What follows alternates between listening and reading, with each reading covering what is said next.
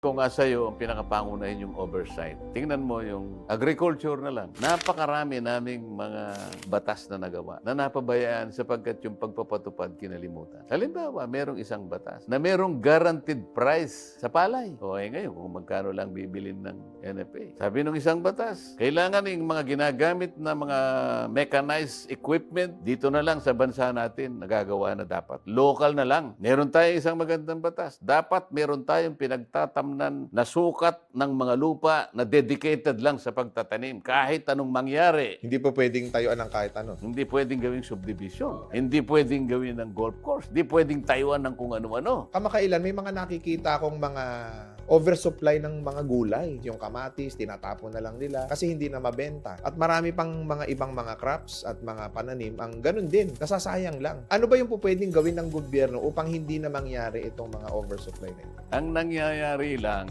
etong mga taong mga enterprising na masyado, katulad ng nangyari sa sibuyas natin, alam na alam nila kung kailan mawawala ang sibuyas. Kaya itatama nila yung panahon na mag-i-imbak sila ng sibuyas. Hoarding. Halimbawa, bandang December, mawawala, November, December, nakatago lahat. Kaya nga, nung sabihin nila na wala pong naka-imbak, alam mo ang ginawa ko? Pinakuha ko yung kanilang electric consumption. Nagtaka sila nung una, pero yung isa nakahalata na. Talagang namutla siya. Kasi alam ko, kapag puno yung iyong bodega, ang gastos mo, 5 million pesos per month. Pagka maintenance na wala ng laman, 40 to 50,000 pesos. O nakita ko, sasabihin mong walang laman ang ano mo, bakit 5 billion yung ano? Kasi nagtapat na rin sila. Na merong talagang nag-ooperate na mga hoarders. Kaya umabot ng 700 pesos per kilo yung ating pulang sibuyas. Hindi tayo salat kung ang pag-uusapan ay magagandang batas. Ano yung walang kasapatan? Yung nagbabantay sa pagpapatupad ng mga batas. Sino ba dapat yun? Congress, oversight function. Anong binabantayan nila? Project. May partisipasyon